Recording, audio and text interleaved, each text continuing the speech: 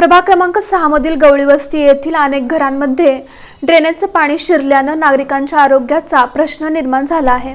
प्रभाग क्रमांक 6 मधील गवळी वस्ती येथील अनेक घरांमध्ये ड्रेनेजचं पाणी शिरल्यामुळे नागरिकांच्या आरोग्याचा प्रश्न निर्माण झालाय। सोलापूर महानगरपालिकेच्या कर्मचाऱ्यांना अनेकदा सांगूनही दखल घेतली नसल्यानं नागरिकांना समस्यांना सामोरे जावं लागत असल्याचा आरोप हेमंत पिंगळे, अरविंद गवळी आणि विष्णू जगताप यांनी केलाय। गवळी वस्तीला मागील 5 वर्षापासून ड्रेनेजच्या समस्यांना सामोरं जावं लागतंय। यापूर्वी अनेकदा ड्रेनेज लाईनचं काम हाती घेण्यात आलं। तात्पुरत्या स्वरूपात कामं मार्गी लागली असली तरी ड्रेनेजची समस्या कायमस्वरूपी संपलेली नाही। बुधवारी पाण्याचा दिवस होता। महिला पाणी भरत असतानाच अनेकांच्या घरात थेट ड्रेनेजचं पाणी शिरलं आणि पाहता पाहता घरात तळी निर्माण झाली।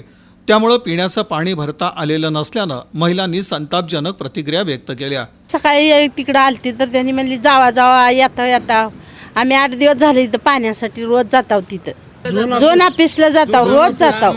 आलो जावा चला आजी येतो म्हणलाय। पैसे मागते ती काम करायला। हे 15 वर्ष झालं असं पाणी येते। जात होतं तास 2 तासात जात होतं। आता कंपल्सरी झालं 15 दिवस झालं पाणीच गेलं नाही। जाते ती मालक सारखे वारंवार मालकाची तक्रार असते। गवळी वस्तीमधील नागरिकांना केवळ ड्रेनेजचंच नव्हे तर पिण्याच्या पाण्यासह अंतर्गत खराब रस्त्यांचा देखील सामना करावा लागतो। ड्रेनेजची समस्या सुटत नसल्यानं नागरिकांना अडचणीचा सामना करावा लागत आहे। सोलापूर महानगरपालिकेवर प्रशासक आल्यापासून नागरिकांच्या अडचणीत आणखीन भर पडली आहे। ड्रेनेजच्या कामासाठी असलेले कर्मचारी इम्तियाज शेख यांच्याविषयी नागरिकांच्या तक्रारी इथे वाढताना दिसून येत आहेत।